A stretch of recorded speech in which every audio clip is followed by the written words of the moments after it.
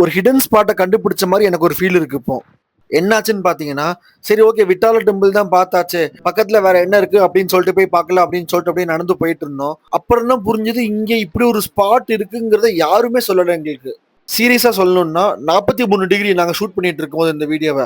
ஆனா எல்லாத்தையும் மறந்து அவ்வளோ பீஸ்ஃபுல்லா அவ்வளோ சில்லுன்னு ஒரு ஸ்பாட் நாங்க கண்டுபிடிச்ச மாதிரி எனக்கு ஒரு ஃபீல் இருந்தது இங்க இதை பார்த்தோன்னே. ஏன்னா நீங்களே பார்த்தா தெரியும், சுத்தி துங்கபத்ரா ரிவர், அந்த ரிவருக்குள்ள அப்படியே நடுவுல நிக்கிற மாதிரி எனக்கு ஒரு ஃபீல் வந்தது. அவ்வளோ பீஸ்ஃபுல்லா நம்ம வந்து ஒரு இடத்த பார்த்தோன்னே அப்படியே ஆச்சரியப்பட்டு அசந்து போய் நிப்போம் தெரியுமா? அப்படிதான் நான் இங்க அசந்து போய் நின்ன அந்த ஸ்பாட்டை பார்த்தோன்னே. அவ்வளோ அழகா அவ்வளோ ரம்மியமா இருந்தது. அப்படியே நடுவுல கல்லு மேல நின்று அப்படியே சுத்தி பொறுமையா பார்க்கும்போது அந்த அழகு இருக்குல்ல, அதுக்கு வந்து எவ்வளவு காசு கொடுத்தாலும் வந்து ஈடே ஆகாது.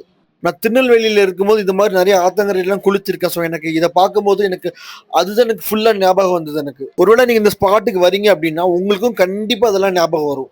நீங்க விட்டாலா டெம்பிள் பார்த்துட்டு வரீங்க அப்படின்னா அந்த ஸ்பாட்டை கண்டிப்பா மிஸ்ஸே பண்ணிடாதீங்க. இது எங்க இருக்கு அப்படின்னா அந்த டெம்பிளுக்கு ஆப்போசிட் சைட்ல அப்படியே நீங்க உள்ள நடந்து போனீங்கன்னா உங்களுக்கு இந்த ஸ்பாட் உங்களுக்கு உள்ள தெரியும். எனக்கு இந்த ஸ்பாட்டை விட்டுட்டு வெளியே வர்றதுக்கு மனசே இல்லை. பாத்தீங்கன்னா அவ்வளோ ஹீட்ல நடந்து வந்துட்டு அந்த சில்லுன்னு இருக்க தண்ணியில பொறுமை என் காலை வைக்கும் போது கிடைச்ச சுகம் இருக்கே அப்பா, அதுக்கு ஈக்குவல் எதுவுமே கிடையாது. உங்களோட ஸ்ட்ரெஸ், கோபம், வருத்தம் எல்லாமே வந்து இங்க நீங்க ஒரு தடவை வந்துட்டு போனீங்க அப்படின்னா எல்லாமே பறந்து போயிடும். இதை நான் உண்மையிலேயே அங்க போயிட்டு ஃபீல் பண்ணேன் நான். Don't ever miss this place, it's awesome.